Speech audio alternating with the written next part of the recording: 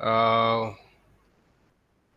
so our intention is to discuss about this famous experiment called Hanbury-Brown and Twiss experiment. And this is very important experiment, though original experiment, as I said, that it was basically a classical experiment. But it's a lot of doubts raised that whether the experimental results correct or not, because quantum mechanically some results are expected which could not be explained classically. That was the catch, and ultimately this instruments are found to be a very useful instrument for quantum optics applications. So we discussed that up to here we have discussed in the previous class, right? So mirror will be there, two mirrors, they will be placed apart at D, and then two lights will be coming, and then you see any fluctuation in the light that will be converted into current, and then you can have a low pass filter so that only lower frequency noise can be taken, and you can amplify also, and you can multiply electronically and see their correlation, and from the correlation it is possible to do some measurement, some actual thing actually actual model sketch mathematical formulation developed by this Hanbury-Brown and Twiss. I want to explain, then only the actual difference where from classical and quantum actually running away, walking away, and a lot of so-called debate went on, and finally it settled that this is something correct, and classically also can be explained, and quantum mechanically whatever new results will be coming, and that is a new phenomena, and we can characterize, we can use that to characterize quantum sources. So this is, I am just mentioning, this is a stellar setup. Stellar means stellar, you know, stellar means basically in Greek word stellar means star. So measurement of star dimensions measurement, the size measurement purpose. So that setup. So but that setup, it is just same thing whatever I explained in the previous slide. It is with a for mathematical formulation, it is a little bit sketched differently. Okay, suppose this is the position of your star, of course not to the scale, and then all the wavefronts light comes here, and then you have two mirrors here, and it collects the light and feed into a photo multiplier there, and that output is coming here and coming here, it is shown here. So it's just mentioned, I just copied directly from the paper of Hanbury-Brown's original paper, what they mentioned. I just quote unquote, I just put 3 points here. So it should be remarked that there are no interference fringes formed in an intensity interferometer. So normally we know interferometer means there will be interference fringes. But here, since we are not dealing with any such interference fringes, in spite of that, we are calling it as an interferometer. Why it is interferometer, that will be clarified later. So, and in a classical sense, there is no interference of light. The interference takes place between the electrical fluctuation at the linear multiplier. So whatever electrical fluctuation takes place here, that is a current, and that current you are interfering in the multiplier. You are multiplying basically. So that is what you call that is why it is called interferometer. And why it is called intensity? Because the current actually directly proportional to the intensity of the light coming. So that's why it is a intensity interferometer.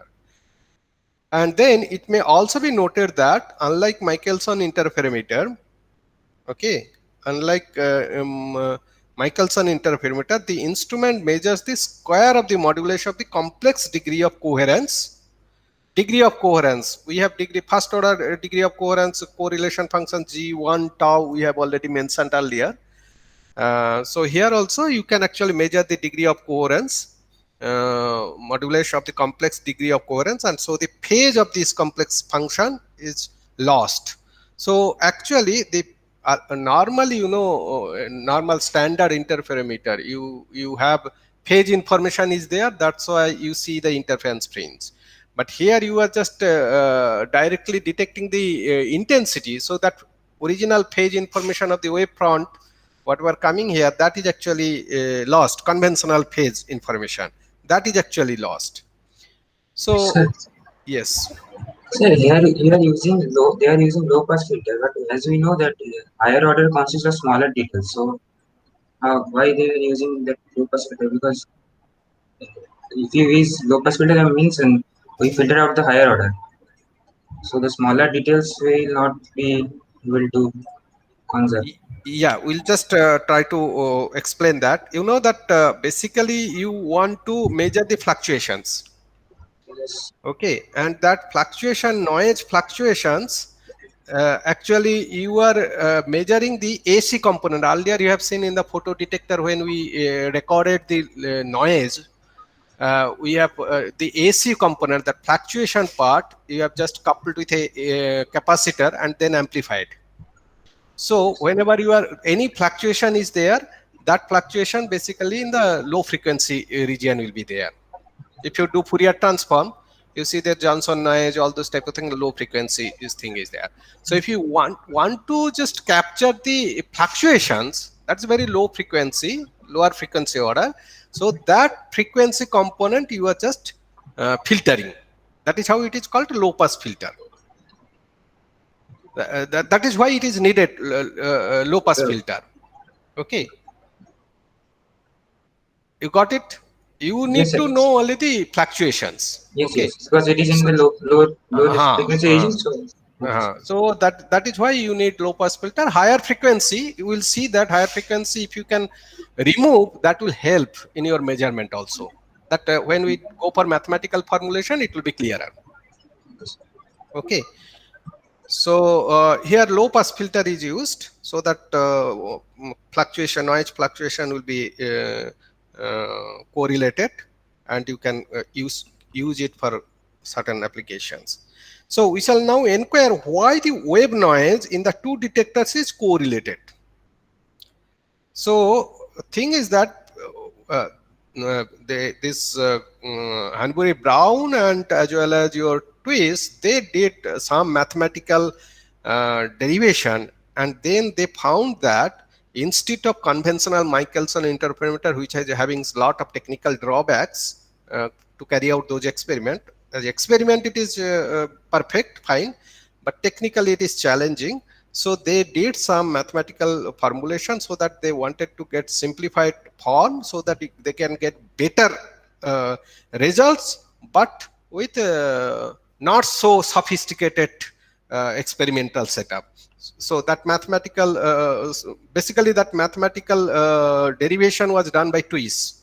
And Hanbury Brown, he was actually coordinator. They raised a lot of money after proving the mathematics, and then they built that type of stellar setup. Okay, so but there, this what they say, that the wave noise in the two detectors, why they are correlated?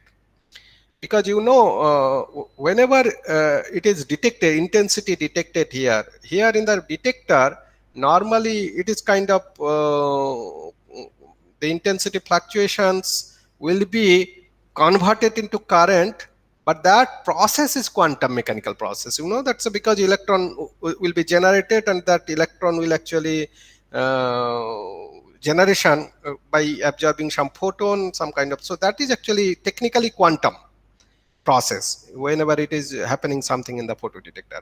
But this light, they have treated, incoming light, the intensity fluctuation, they have treated like a classical. So since here quantum process, this is completely probabilistic, and this is also completely probabilistic, and they are stochastic in nature, and how they will be correlated. Okay, this signal detected here and signal detected fluctuation detected here, how one can expect some kind of correlations will be there. But that is what they derived, they did some formulation and showed that there will be some correlation if there is a light intensity fluctuations. Okay, and using that correlation function, actually the size of the star could be measured precisely and at least superior than whatever the limitations are there in the conventional Michelson interferometer. Okay, and but thing is that people, those who are because these experiments was being carried out around 1950 or so. Okay, that time a lot of quantum physicists were there, and they tried to see why, if we consider completely quantum mechanical things, then how this different type of results one could expect and how to interpret that. So that's why they were debating. They struggled a lot to raise fund, but somewhat successful, and then it's a history now. So so now the description of setup. You have a star here, and you just consider 2 points, 2 arbitrary points, P1 and P2 on the star. So for mathematical purpose, you are just considering. Okay. So 2 elementary points, P1 and P2 on the surface of a certain star of our interest. You just consider thinking that that star, the size you want to measure. It can be assumed that each point radiates white light. So that these are the assumptions there. Because it is a star, sometimes initially they were measuring some kind of stars which radiates microwave stars, but here we are considering that okay, white light, each point it will radiate white light. White light means it is a all bands, it's kind of almost similar to your black body radiation type spectrum will be there. White light will be there, and it's completely independent of any other point. So here whatever distribution coming and whatever things are coming, and here whatever things will be coming, they should be 2 different points. So 2 different points when it is emitting, they are completely independent. It doesn't, independent means it emits without any influence what is happening at P2. So that is what we call it as independent to one another. Okay. The radiating white light can be considered as the superposition of large number of sinusoidal components. Okay, so when something white light coming, you can assume that we can assume that this white light. White light means you can think of that okay, certain band will be there. You can just think of that superposition of different type of frequency is there, Fourier components is there, you can consider. You can just decompose that with a different Fourier component, different frequency, different spectrum. That is what it meant. Each of these components having a steady amplitude and phase over the period of observation, but both the amplitude and phase being random with respect to the other components. So that means each of them, they are actually emitting with certain amplitude and phase with some certain relationship will be there, that's there. But what is happening to here and what is happening to here, you don't have any dependencies. Okay, and then fifth point is that another assumption, identical narrowband optical filters are placed in front of the detectors. This is your detector. In front of that, you can use some kind of dielectric filter so that you can filter the intense portion of your radiation. For example, 500 nanometer, where actual intensity may be better found. So you can just filter a particular band so that you know what is the center wavelength you are just bringing to your detector. So this is the assumption. Okay. Now you see, so you can picturize this scheme. So what is that? We just consider this is a detector A and this is a detector B. And whatever current will be produced here, we can consider that is IA, and whatever current will be produced here, this is IB. Okay. So this is the 2 ray it was shown. You see, one ray is coming solid line, another ray is coming dashed line. You just keep in mind that I will explain what purpose they are using, and they are actually theta angle. So this theta actually you can okay, you can just think that the solid line coming from P1 and dashed line coming from P2. So whatever angle subtended here for these 2 points, that is actually theta.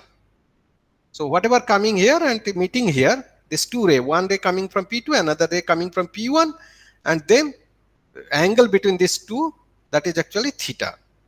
So same way for the detector B, that is what they are. And low pass filter and multiplier and then correlation meter, it is there. You just keep memorize this figure so that it will be helpful to understand this maths here. Okay, at any instant of time t, let us consider two Fourier components E1 and E2 sine. One is omega 1 and another is omega 2 and another is phi 1 and phi 2. So they are independently chosen. That one frequency from point P1 and another frequency with amplitude E2, omega 2, phi 2, that is coming from P2 and hitting detector A. So that means this component, this Fourier component, that particular frequency component, I would say sinusoidal, okay, and another frequency component that is coming from P2. Two different points it is coming and hitting A.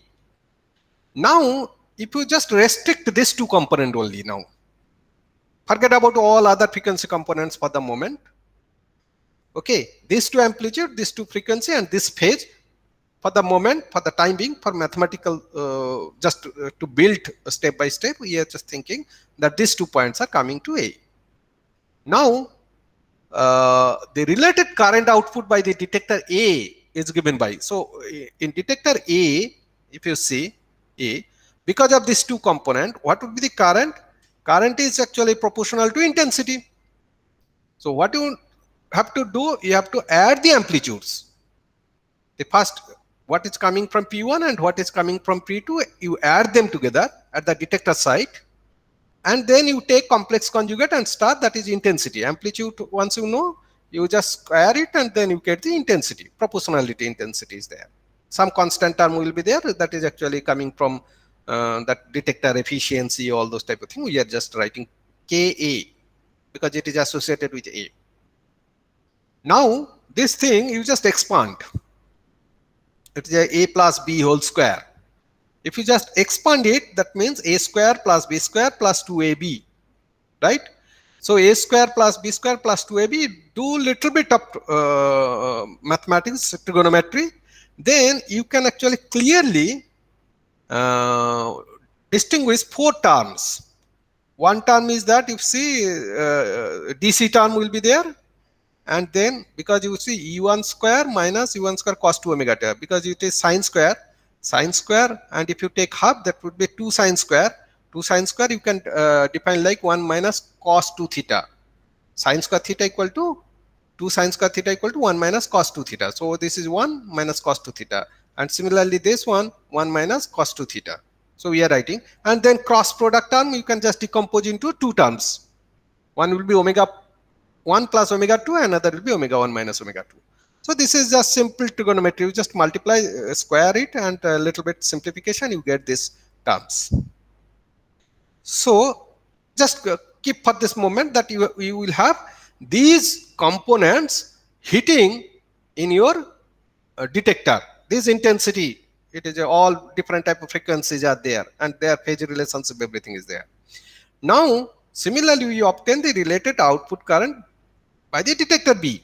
So in detector B, what we are writing, there also you will be coming, one amplitude will be coming from P1, another will be coming from P2.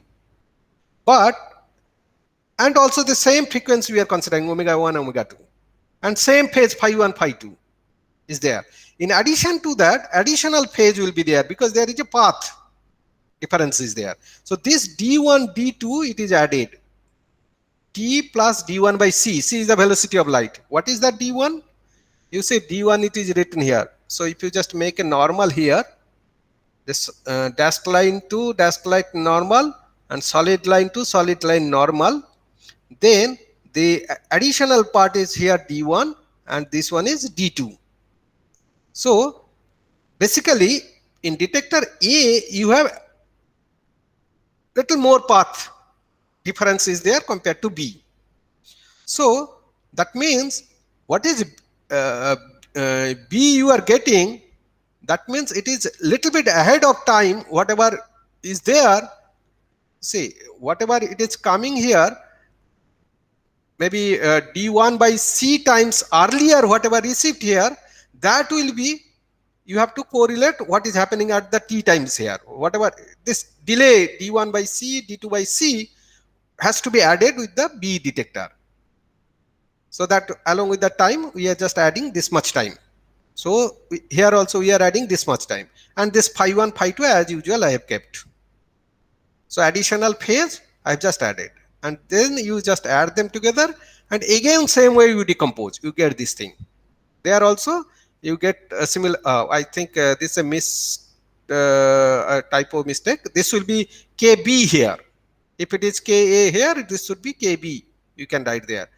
If it is K, both are identical, then you can write KA, that is fine. Okay.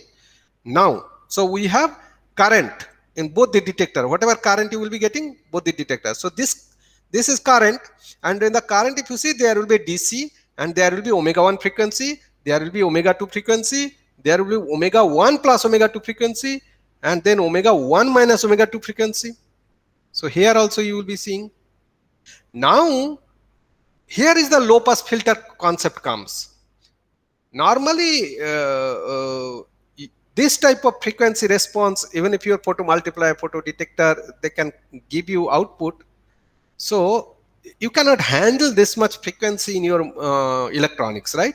This is omega 1, very large, terahertz, 200 terahertz frequency or so. So if you have a very low pass filter, then you can just only filter this part. This part, AC component, I can filter, omega 1 minus omega t. That's the frequency, omega 1 minus omega t, very small frequency. So that frequency you can actually filter out through your low pass filter. Other thing will be blocked. So if it is AC coupled, AC component will be taken out, and all the DC part will not be, stopped. So you get this one. Similarly, you get for detector 2, this omega 1 minus omega 2, along with that this phase information will be there. So if you just compare this omega 1 minus omega 2, this term, here omega 1 minus omega 2 t is there, phi 1 minus phi 2 is there, here also phi 1 minus phi 2 is there, and then in addition to that this additional phase component, phase part is there also in the last term, fourth term. So that is the catch here.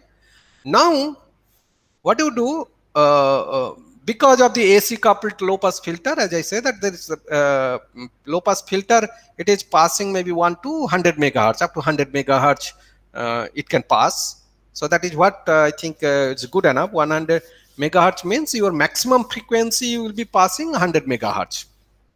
And you can, maximum frequency means you can find out what is the smallest wavelength also you can find out. What would be the wavelength? If it is 100 megahertz, this component, this is actually megahertz frequency, omega 1 minus omega 2. This can be within that frequency range, you can just detect here. This will be coming out of the filter, these two things.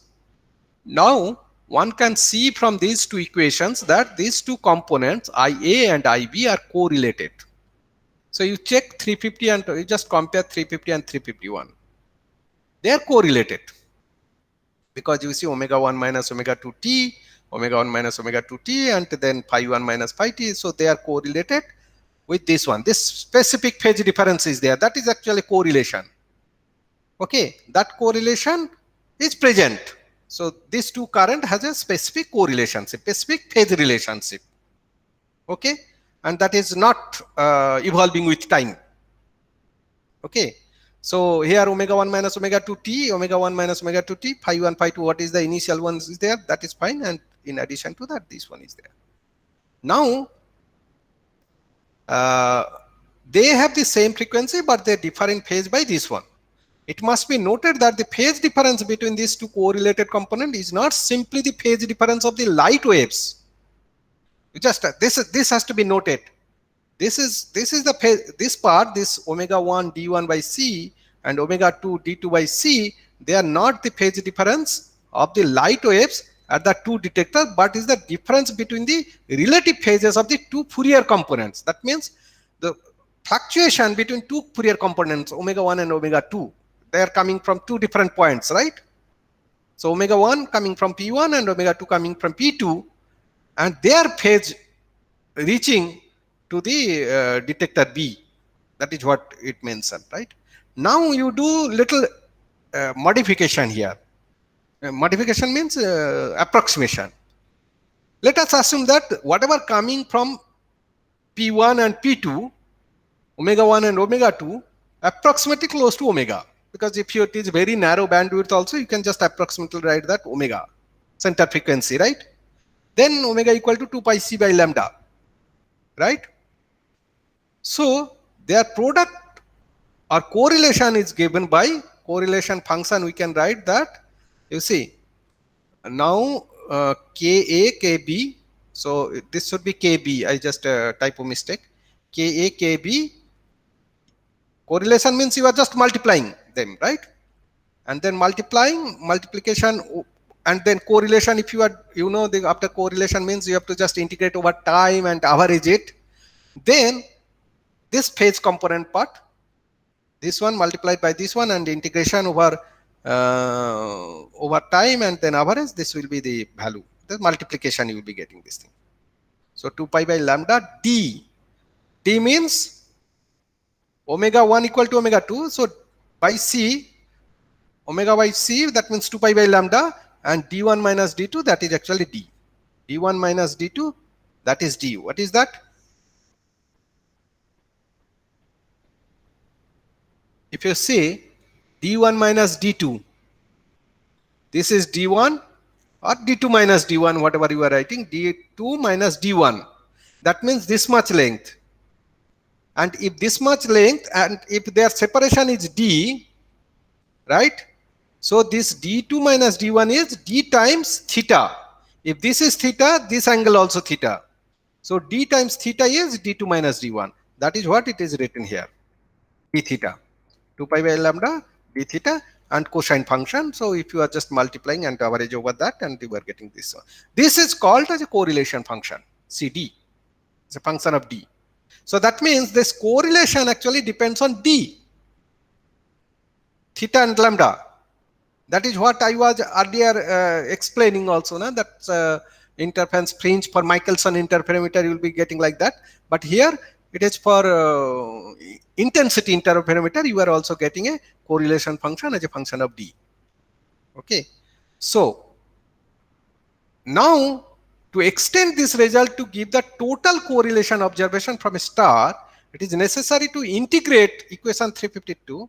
Now you have considered only for 2 points, P1 and P2. Any pair of points you consider, right?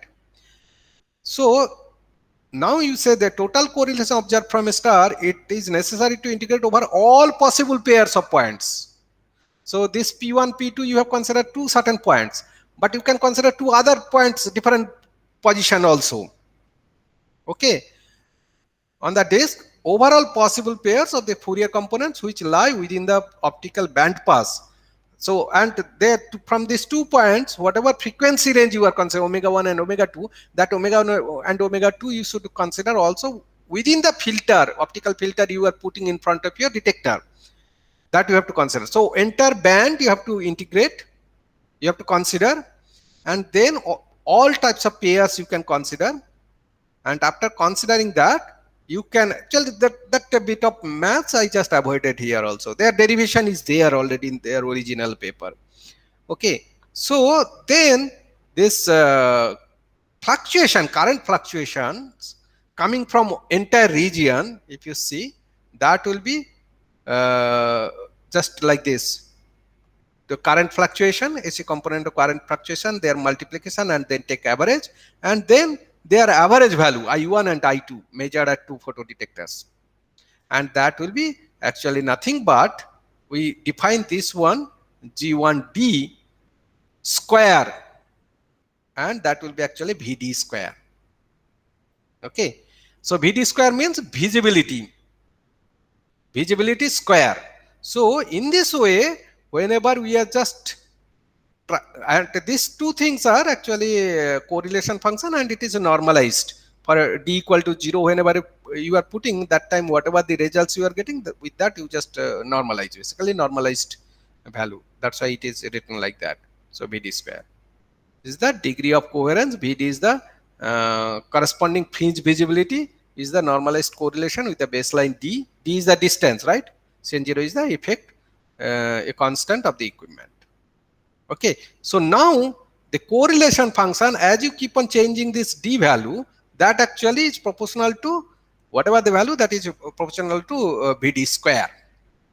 Now you just go to slide number 127. Now we are at 135. Go back to our 127 slide. Yes. So you see, I mentioned that we have not, we earlier from Michelson interferometer, the solid line was explained. That is the visibility. Okay, visibility. But for intensity interferometer, as a function of d theta lambda, the correlation function you can plot with a VD square. So VD square you can plot, and then you can get this type of profile.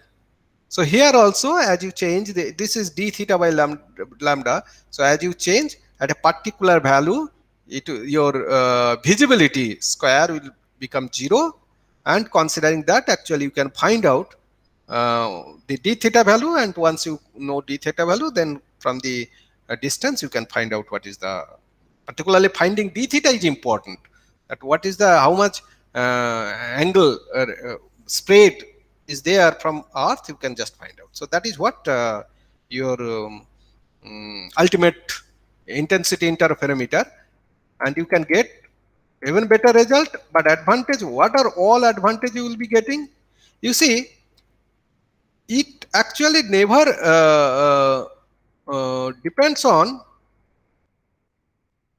the vibrations and any delay in between if it is there, and also the path length of this cable, the electrical cable you are using. You don't need to bother about that. It has to be identical path, and at least within the lambda value.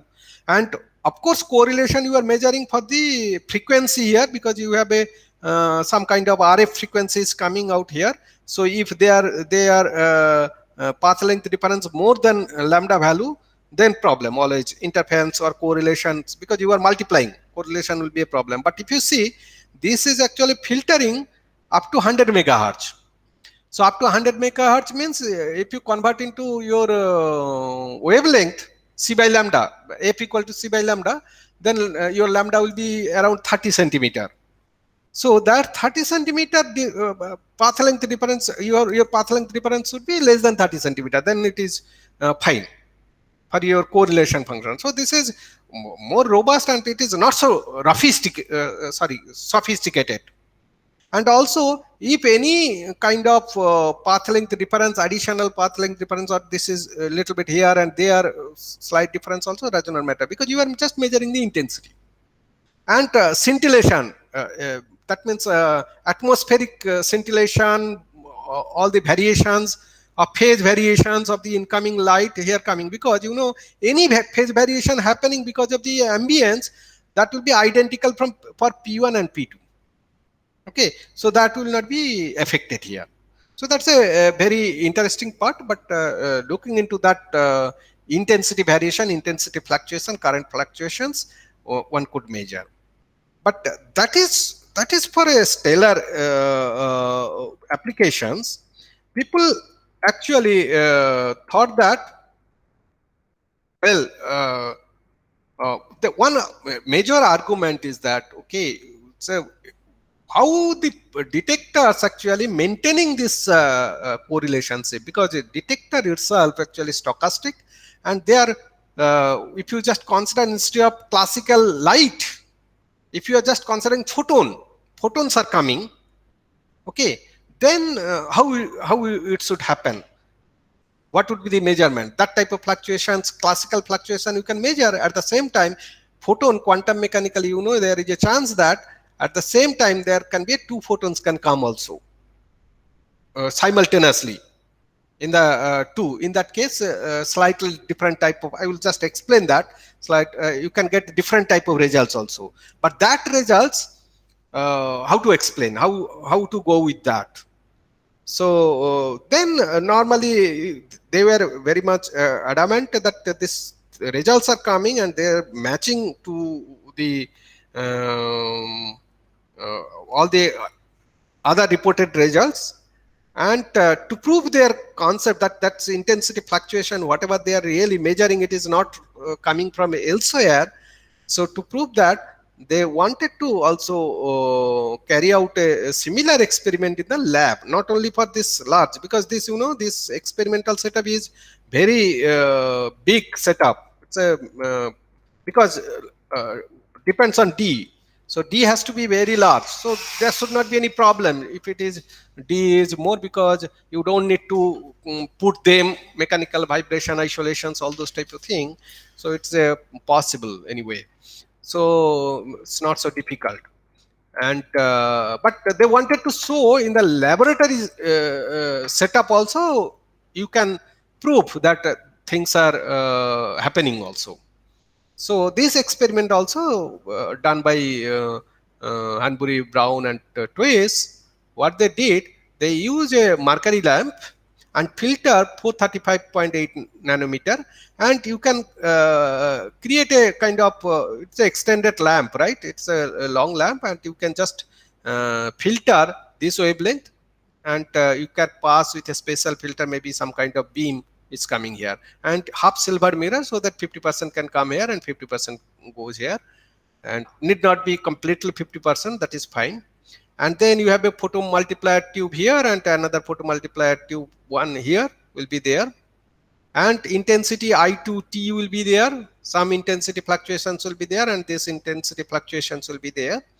Okay, and then you whatever current is there, you AC coupled amplifier filter, and you can put a delay here also, delay line, and then you are getting here detected, and you are just multiplying and integrating here. That is how you get your current fluctuations correlation, okay, from this equipment setup. This. So now basically this tau, if you just vary, then you can get a normal correlation function and coherence time, etc. That if tau is greater than tau c, then your visibility will be dropped, and you can find that way the coherence functions also. And so here also, if you are getting this thing, this one, and multiply here, and tau if you make 0, then you can get that this visibility will be maximum, right? Here you will be getting. That means visibility even in your multiplier integration, this visibility is actually proportional to correlation function, that is what we have shown earlier. Now what they did, because it is a beam, and this photo detector, this thing, it can actually you can laterally you can shift. That is actually D. If it is in the center to center, if you are measuring, then your correlation is maximum. Now if you are just laterally moving, as if you are just taking picking light from P1 and P2, so that is how D1 you are varying here. So when you vary the D1, then actually you will be able to see another type of visibility difference or correlation, that is called spatial correlation. Okay, spatial coherence. Because of the spatial coherence, so earlier at the same point when you are measuring and tau equal to tau c, that is a temporal coherence. But whenever you are just moving in this direction, that means you are picking light from different points, and then you are correlating them. So different point from the source. So spatially distributed, you are taking sample from different point of the source. That is actually, they will not be, they will have some kind of correlation breaking. So that type of correlation breaking is measured by spatial coherence. So with that spatial coherence, actually it is used for your application. Stellar applications, but in the laboratory they have also shown it is actually this correlations could be measured very nicely, repeated reproducibly, and very anywhere, any lab setup, if you are doing, the results are coming in again and again, and mathematically, classically, whatever they are deriving, without the knowledge of your photomultiplier quantum effects happening there, you can see this thing happening. But those who are quantum physicists, quantum concept, they were saying that, so all this quantum nature, and if you consider the photons coming, then what would be the experimental outcome? So that experimental outcome is actually useful for our photonics application. I'll be discussing that in the next class. Okay. So with that, I stop here now today.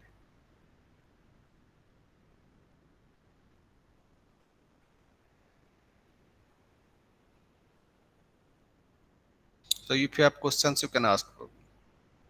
Sir, in this slide, what is there any correlation between delay and the D? Any correlation between The delay tau and the shift yes, D. yes, that will be there. With this tau, there will be there. That will be actually your normal coherence measurement you will be getting. Okay, but this D, with this D, you will be getting another coherence. Whenever you are putting tau equal to 0, I will show that in the next class.